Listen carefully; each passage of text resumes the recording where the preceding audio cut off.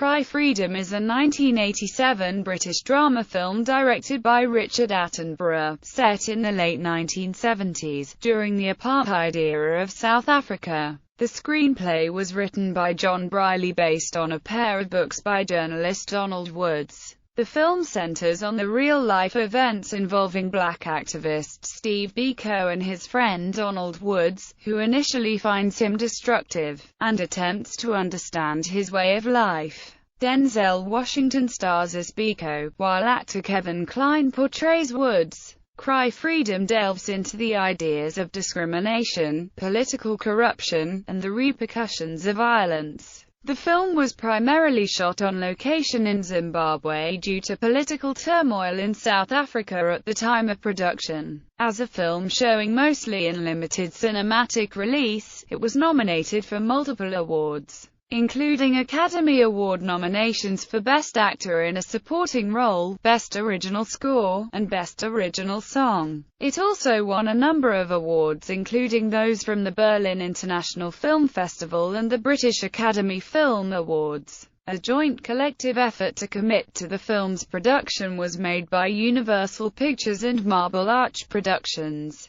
It was commercially distributed by Universal Pictures cinematically, and by MCA Home Video for home media. Cry Freedom premiered in cinemas nationwide in the United States on 6 November 1987, grossing $5,899,797 in domestic ticket receipts. The film was at its widest release, showing in 479 cinemas nationwide. It was generally met with positive critical reviews before its initial screening in cinemas. Plot: following a news story depicting the demolition of a slum in East London, South Africa, journalist Donald Woods seeks more information about the incident and ventures off to meet black activist Steve Beko. Beko has been officially banned by the South African government and is not permitted to leave his defined banning area at King William's Town. Woods is formally against Beko's banning, but remains critical of his political views. Beko invites Woods to visit a black township to see the impoverished conditions and to witness the effect of the government-imposed restrictions, which make up the apartheid system. Woods begins to agree with Beko's desire for a South Africa where blacks have the same opportunities and freedoms as those enjoyed by the white population. As Woods comes to understand Beko's point of view, a friendship slowly develops between them. After being arrested for speaking at a gathering of black South Africans outside of his banishment zone, Beko is arrested and interrogated by South African security forces. Following this, he is brought to court in order to explain his message directed toward the South African government. After he speaks eloquently in court and advocates non-violence, the security officers who interrogated him visit his church and vandalize the property. Woods assures Beko that he will meet with a government official to discuss the matter. Woods then meets with Jimmy Kruger,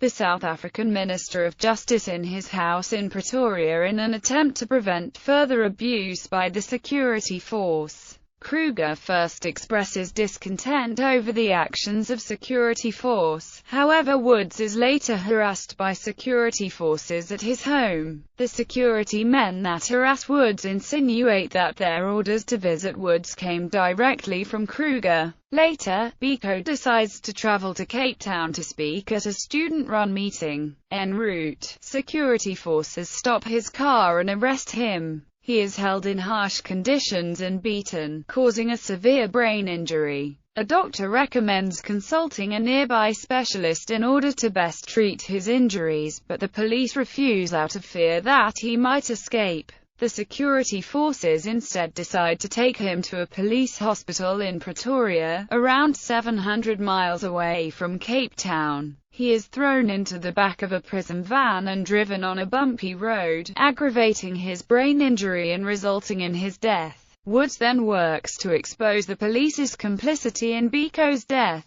He attempts to expose photographs of Beko's body that contradict police reports that he died of a hunger strike. but he is prevented just before boarding a plane to leave and informed that he is now banned, therefore not able to leave the country. Woods and his family are targeted in a campaign of harassment by the security police. He later decides to seek asylum in England to expose the corrupt and racist nature of the South African authorities. After a long trek, Woods is eventually able to escape to the Kingdom of Lesotho, disguised as a priest. His wife Wendy and the family later join him. With the aid of Australian journalist Bruce Hay, the British High Commission in Maseru, and the government of Lesotho, they are flown under United Nations passports and with one Lesotho official over South African territory, via Botswana to London, where they were granted political asylum. The film's epilogue displays a graphic detailing a long list of anti-apartheid activists who died under suspicious circumstances while imprisoned by the government. Contrary to popular belief, the listings dates in the graphic actually stopped in June 1987, a few months before the film's release, as the apartheid government stopped releasing the increasingly obviously false official explanations for deaths in custody. Cast: Denzel Washington, Steve Beko, Juanita Waterman, Ntozake Beko, Steve Beko's wife, Kevin Kline, Donald Woods, Penelope Wilton, Wendy Woods, Kevin McNally, Ken, photographer at Daily Dispatch, Timothy West, Captain DeWitt, John Hargreaves, Bruce Hay, Miles Anderson, Lemick, Morgan Shepherd, policeman, Mawa Makondo, Jason, Webe Slyolwa, Tenji, Tommy Busson, Tammy, Jim Findley, Peter Jones, Alec McCowan, British Acting High Commissioner, Zach Smokey, Father Carney, John Matshikiza, Mapetla, Ian Richardson, State Prosecutor, Joseph Simon, Dr. Mamphela Rampholi, Lewis Mahoney, Lesotho Government Official, Joseph Marcel, Moses, Lesotho Postal Worker, Sophie Mgchina, Evelina, Wood family's domestic maid, John Paul, Wendy's stepfather, Gwen Watford, Wendy's mother, Nick Tate, Richie, private aviator who took Wood's family from Lesotho to Botswana, Garrick Hagan, McElray, private aviator, John Thor, Jimmy Kruger, Minister of Justice, Michael Turner, Judge Boshoff, Graham Taylor, Dylan Woods, eldest son of Woods family, Kate Hardy, Jane Woods, eldest daughter of Woods family, Adam Stewart Walker, Duncan Woods, son of Donald and Wendy Woods, Hamish Stewart Walker, Gavin Woods, son of Donald and Wendy Woods, Spring Stewart Walker, Mary Woods, daughter of Donald and Wendy Woods, Munieradzi Kanaventa, Samora Beko, George Lovell, Gasinati Beko. Production. Development. The premise of Cry Freedom is based on the true story of Steve Beko, the charismatic South African Black consciousness movement leader who attempts to bring awareness to the injustice of apartheid, and Donald Woods, the liberal white editor of the Daily Dispatch newspaper who struggles to do the same after Beko is murdered. In 1972, Beko was one of the founders of the Black People's Convention working on social upliftment projects around Durban. The BPC brought together almost 70 different black consciousness groups and associations, such as the South African Students' Movement, which played a significant role in the 1976 uprisings, and the Black Workers Project, which supported black workers whose unions were not recognized under the apartheid regime. Beko's political activities eventually drew the attention of the South African government, which often harassed, arrested, and detained him. These situations resulted in his being banned in 1973. The banning restricted Beko from talking to more than one person at a time, in an attempt to suppress the rising anti-apartheid political movement. Following a violation of his banning, Beko was arrested and later killed while in police custody. The circumstances leading to Beko's death caused worldwide anger, as he became a martyr and symbol of black resistance. As a result, the South African government banned a number of individuals and organizations, especially those closely associated with Beko. The United Nations Security Council responded swiftly to the killing by later imposing an arms embargo against South Africa. After a period of routine harassment against his family by the authorities, as well as fearing for his life, Woods fled the country after being placed under house arrest by the South African government. Woods later wrote a book in 1978 entitled Beko, exposing police complicity in his death. That book, along with Woods's autobiography Asking for Trouble, both being published in the UK, became the basis for the film.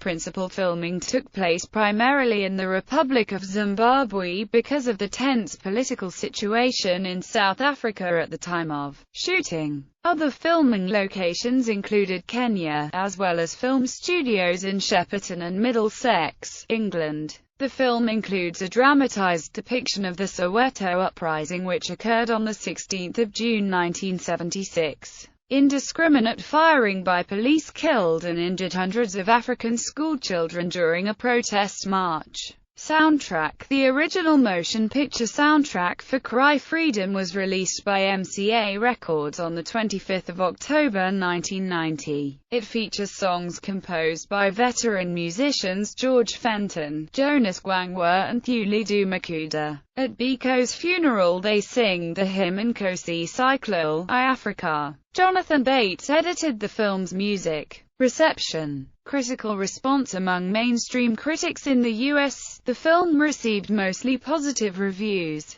Rotten Tomatoes reported that 81% of 21 sampled critics gave the film a positive review, with an average score of 6.4 out of 10. Rita Kempley, writing in The Washington Post, said actor Washington gave a zealous, Oscar-caliber performance as this African messiah, who was recognized as one of South Africa's major political voices when he was only 25, also writing for The Washington Post. Desenhow thought the film could have reached further, and felt the story centering on Woods's character was its major flaw. He saw director Attenborough's aims as more academic and political than dramatic. Overall, he expressed his disappointment by exclaiming, "In a country busier than Chile with oppression, violence and subjugation, the story of Wood's slow awakening is certainly not the most exciting or revealing." Roger Ebert in the Chicago Sun-Times offered a mixed review, calling it a sincere and valuable movie, while also exclaiming, "Interesting things were happening, the performances were good and it is always absorbing to see how other people live." But on a negative front, he noted how the film promises to be an honest account of the turmoil in South Africa but turns into a routine cliffhanger about the editor's flight across the border. It's sort of a liberal yuppie version of that Disney movie where the brave East German family builds a hot air balloon and floats to freedom. Janet Maslin, writing in the New York Times, saw the film as bewildering at some points and ineffectual at others, but pointed out that it isn't dull. Its frankly grandiose style is transporting in its way, as is the story itself, even in this watered-down form. She also complimented the African scenery,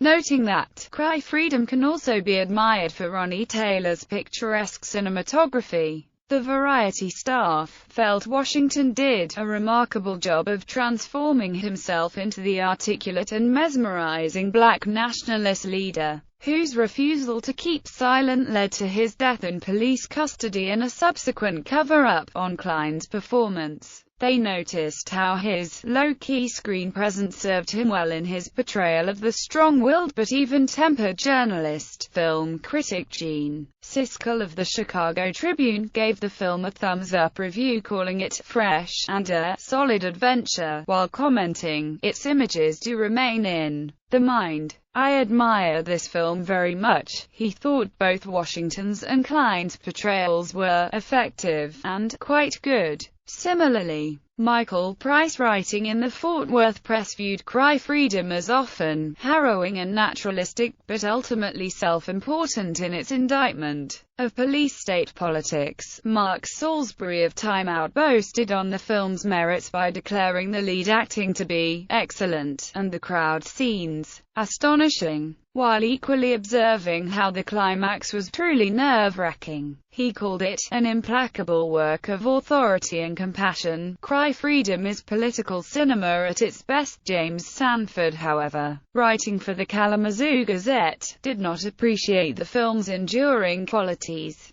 calling it a Hollywood whitewashing of a potentially explosive story, rating the film with 3 stars. Critic Leonard Maltin wrote that the film was a sweeping and compassionate film. He did, however, note that the film loses momentum as it spends too much time on Klein and his family's escape from South Africa. But in positive follow-up, he pointed out that it cannily injects flashbacks of Beko to steer it back on course. Accolades: the film was nominated and won several awards in 1987-88. Among the awards won were from the British Academy of Film and Television at the Berlin International Film Festival and the Political Film Society. Box office: the film premiered in cinemas on 6 November 1987 in limited release throughout the U.S. During its opening weekend, the film opened in a distant 19th place and grossed $318,723 in business, showing at 27 cinemas.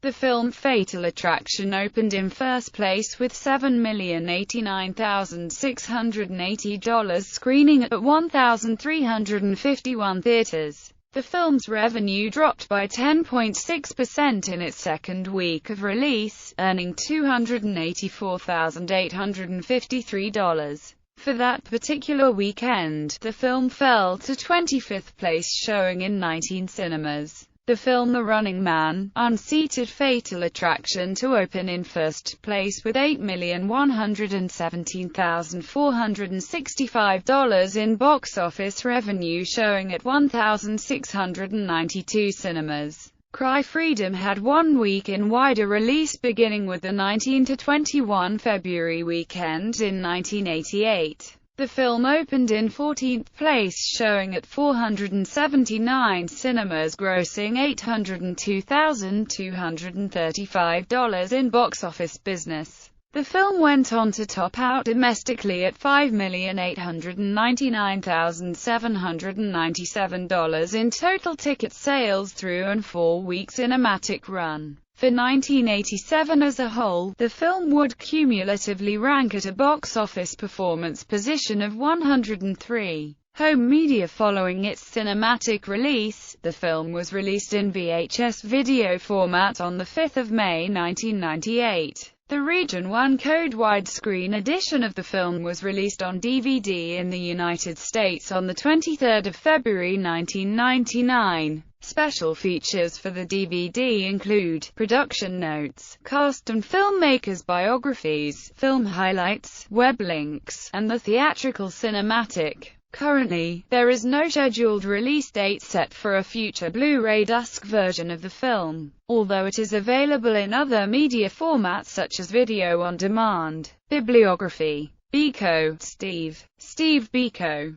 Black Consciousness in South Africa, Beko's Last Public Statement and Political Testament. Random House. ISBN 978-0-394-72739-4. Beko, Steve. I Write What I Like. Selected Writings. University of Chicago Press. ISBN 978-0-226-04897-0. Clark, Anthony J. Vidas, Paul S. eds. Flickering Images. Theology in Film in Dialogue. Regent Study Guides 12. Macon, Georgia. Smith & Helwys Publishing. ISBN 1-57312-458-3. Goodwin, June. Heart of Whiteness. Afrikaners Face Black Rule in the New South Africa. Scribner. ISBN 978-0-684-81365-3. Harlan, Judith.